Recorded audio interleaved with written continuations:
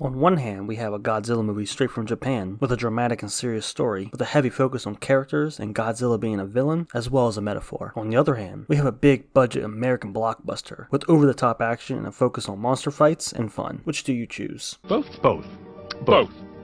is good. So the latest entry in the MonsterVerse has been released, and that shit was a blast. Just when I thought they couldn't get any wilder, they went ahead and proved me wrong. If it isn't obvious, I like this movie a lot. Before I get into it and start talking about the movie itself and give my thoughts on it, I want to take a minute and discuss an elephant in the room. And it's some discourse I've been seeing around this movie ever since its release. Hell, since it was announced really. And that's the Minus One comparisons. Now, I've talked about this before in my previous video, where I took a look at some Rotten Tomatoes reviews, because I kept seeing them also compare it to Minus One. So I'm going to reiterate some of the stuff I said there, as well as expand on it a bit more. So let's go ahead and get this out of the way first. When a good thing goes bad, it's not the end of the world, it's just the end of a world. So in short, I think the comparisons are kind of dumb and come from people who barely know anything about Godzilla and haven't really seen many of the movies. Or hell, they just don't have that much basic knowledge of the character or franchise in general. And it's really not that hard to learn about Godzilla. In this day and age, you can find articles and videos all about the franchise from people way more informed on the topic. And really what it feels like is that Minus One is a lot of people's first serious Godzilla movie. And maybe their only exposure in general is just like the MonsterVerse version. And seeing these people turn their nose up at Godzilla x Kong and use Minus One example to demonize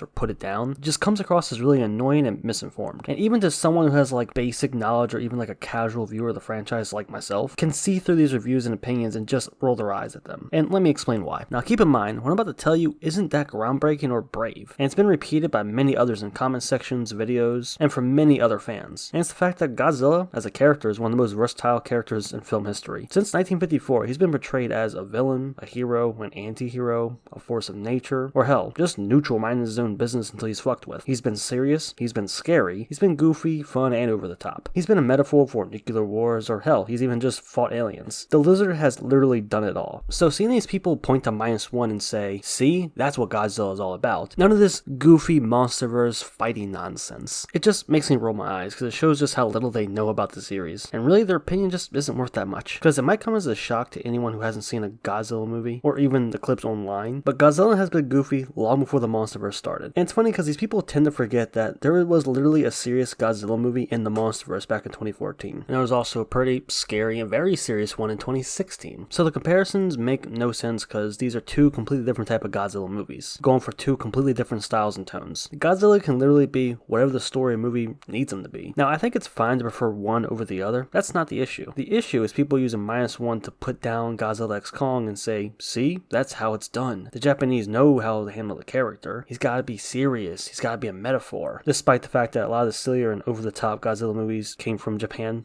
decades ago. And when I see people say stuff like this, it makes me wonder, do y'all just not like to have fun? Because at the end of the day, that's what Godzilla x Kong was going for. And another very important thing I've seen many people point out is that what makes Minus One so special is that we don't get that many Godzilla movies like it. Like imagine if every Godzilla movie was a serious one, or he's just like a metaphor for nuclear war or whatnot. You have any idea how quickly the franchise would have died if they didn't change it up? So the fact that Godzilla can be used in so many different ways is why he's been around for over 70 years. Yeah, so in conclusion, the comparisons are annoying and come from people who don't really know much about the franchise in the first place. And these are two completely different type of movies going for two completely different things. And on that note, I wonder how these people feel knowing that the director of Minus One and Godzilla x Kong actually talk to each other in an interview and have great respect for each other's work and how they handle the character. With Takahashi himself stating that by having these different versions, it helps capture Godzilla and what made him so popular for so long. Yeah, so in conclusion, the comparisons are really annoying and kind of boring. So now let's go ahead and talk about Godzilla x Kong. As you can see, the more you fuck around,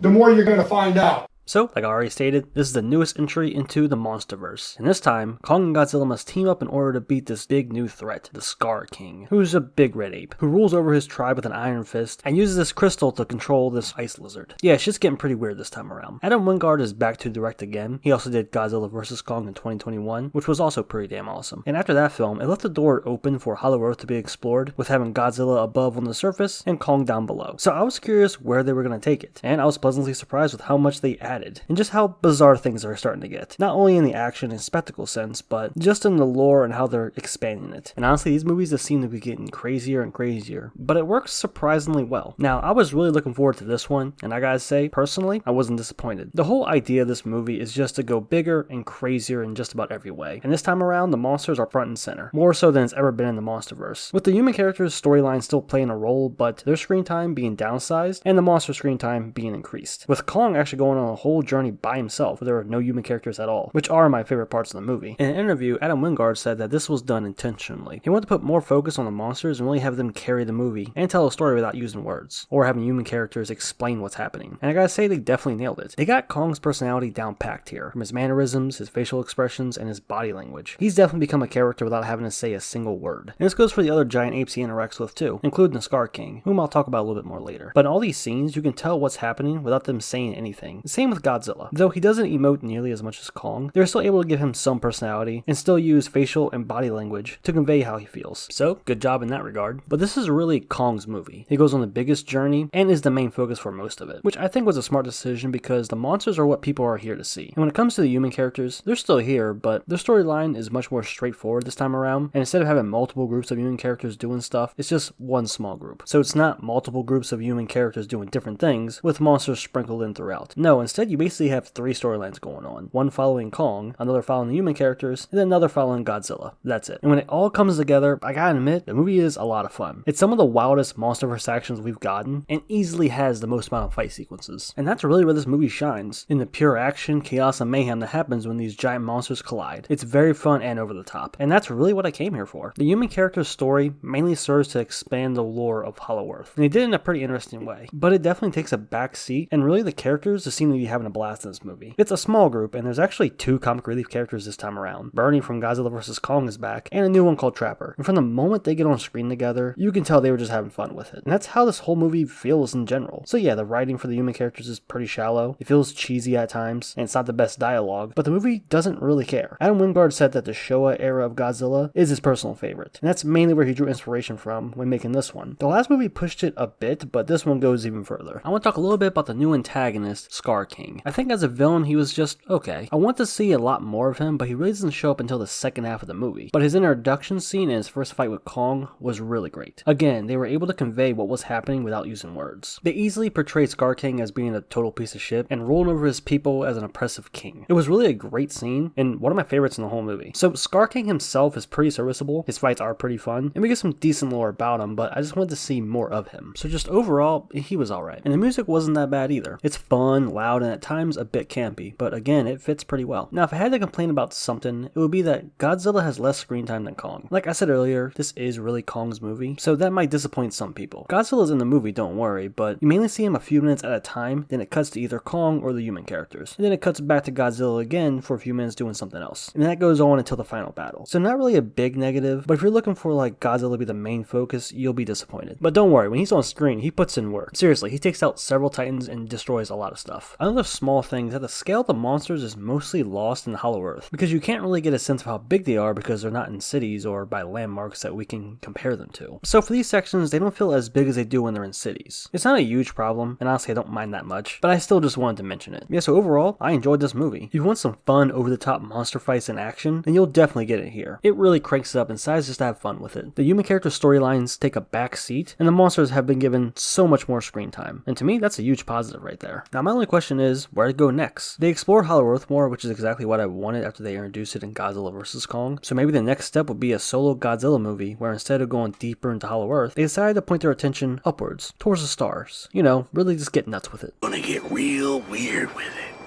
That's just my theory anyway. Now, I don't think this movie will please everyone because it is really silly and really goofy and very over the top, but to me, it was just a lot of fun. And it's easily up there as one of my favorite MonsterVerse movies. It's almost a tie between this and Godzilla vs. Kong. But New Empire has way more focus on the monsters, so I think this one just edges it out. But regardless, I like the movie a lot, and it seems a lot of other people do too. It's currently doing really well at the box office, which I think surprised some people because of the negative reviews from critics. But like I always said before, critics and audiences are very split on a lot of things. And critics don't usually represent what audiences enjoy, especially when it comes to movies like this. Yeah, so anyway, that's gonna do it for the video.